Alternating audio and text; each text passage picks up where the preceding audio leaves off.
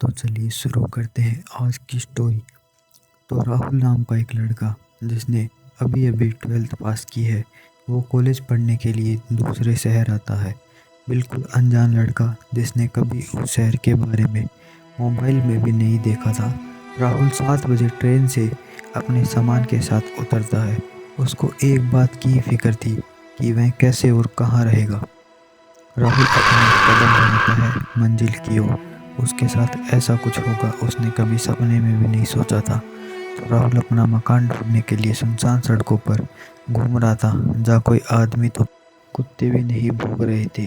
गर्मी का समय था। राहुल बस अपनी परछाई के साथ इधर उधर भटके जा रहा था। राहुल को कोई मकान नहीं मिल रहा था जिसमें वो रह सके। कुछ देर चलने के बाद वह हार थक कर एक कुर्सी पर बैठ जाता है सड़क के किनारे। कुछ देर बाद एक आदमी आता है और पूछता है, बेटा कहाँ से हो, यहाँ क्यों बैठे हो। राहुल सोचता है, इनको मैं मेरी परेशानी बताऊंगा तो क्या पता यह आज रात के लिए अपने घर ही ठहरने को कहें। लेकिन बस ये उसका मन का विचार था। आगे राहुल के साथ क्या होने वाला है कुछ नहीं पता। राहुल बताता है कि वो इस शहर में नया है और किसी घर की तलाश में है जिसमें वो रह सके। तो उस आदमी ने बताया कि मेरी नज़र में एक फ्लैट है, अगर तुम चाहो तो मैं उस फ्लैट तक ले जा सकता हूँ। तो राहुल ने कहा, बिल्कुल अंकल, मुझे फ्लैट ही चाहिए। बेचारा मासूम राहुल आदमी के साथ चल जाता है। कुछ देर चलने के बाद वो एक पुराने से फ्लैट के पास पहुँच जाते हैं, जो कि बहुत बड़ा फ्लैट होता है। उस आदमी ने राहुल को फ्लैट दिखाया और राहुल को कम किराए में फ्लैट पसंद आ गया। राहुल ने अपना सामान रखा और खाने की तलाश में बाहर की ओर जाने लगा तो उसने नोटिस किया कि पीछे का कमरा, उसकी ओर किसी की चलने के कदम जा रही हैं। लेकिन राहुल सोचता है, फ्लैट तो कई दिनों से बंद है, तो यहाँ कौन आया होगा। तो उसने ज़्यादा ध्यान नहीं दिया और सारी लाइट्स बंद करके चला गया। अगर अभी तक आपने स्टोरी देख ली है और चैनल सब्सक्राइब नहीं करा और वीडियो को भी लाइक नहीं करा तो जल्दी से जाके फटाफट लाइक और सब्सक्राइब कर लो, ताकि आपके साथ भूत प्रेत ना आए। और आपके साथ भी कोई ऐसा इंसिडेंट हुआ है तो कमेंट्स बॉक्स में अपनी स्टोरी लिखे, ताकि हम अगली वीडियो में आपकी स्टोरी कवर कर पाएँ। तो स्टोरी को स्टार्ट करते हैं। तो राहुल खाना खाने के बाद जैसे ही अपने घर में आता है, लॉक खोलता है और जैसे ही गेट खोलता है, राहुल की आंखें फटी की फटी रह जाती है। वो देखता है कि बाथरूम की लाइट और पीछे वाले कमरे की लाइट जल रही है, जिसमें वो अभी तक गया भी नहीं। लेकिन राहुल लाइट्स बंद करके अपने कमरे में चला जाता है। पूरे दिन का थका हुआ राहुल ज़्यादा चीज़ों को नोटिस नहीं करता है और जाके चुपचाप अपने बेड पे सो जाता है। 15 मिनट बाद उसके फ़ोन पे फ़ोन आता है। वो देखता है तो उसकी मम्मी का होता है।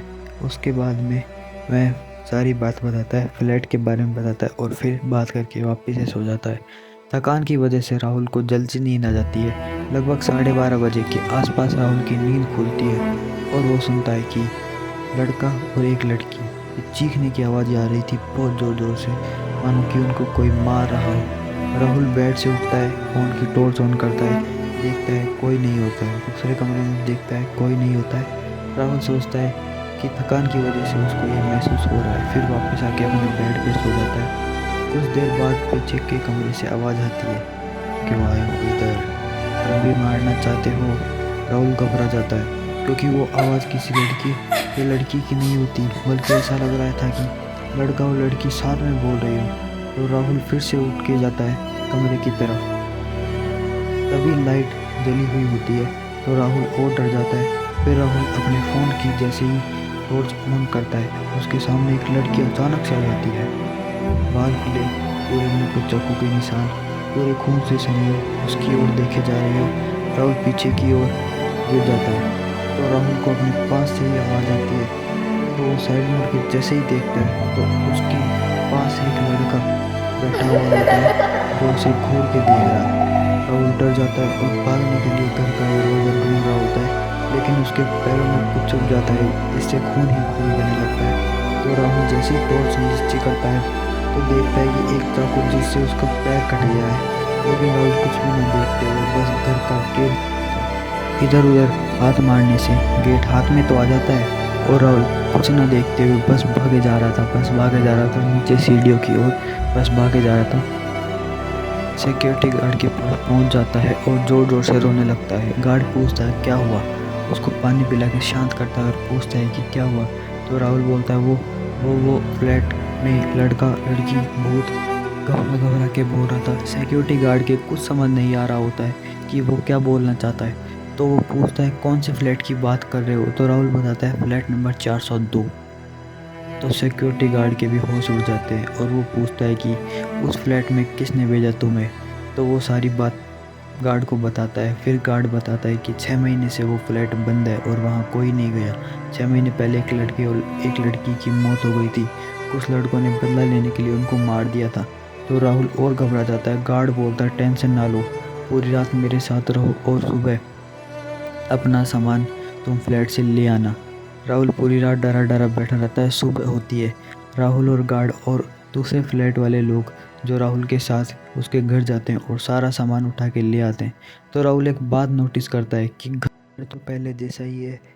रात को उसने हॉल में इतने चक्कर लगाए लेकिन पैरों के निशान भी नहीं थे। और जिससे उसका पैर कटा वो चाकू भी नहीं था। और कहीं खून के निशान भी नहीं थे। जो रात को चोट लगी थी उससे जो खून बह रहा था उसके निशान भी कहीं नहीं दिख रहे। राहुल सब नज़रअंदाज करता है, वहाँ से अपने घर वापस आ जाता है। तो कैसी लगी स्टोरी कमेंट्स में बताना और सब्सक्राइब याद से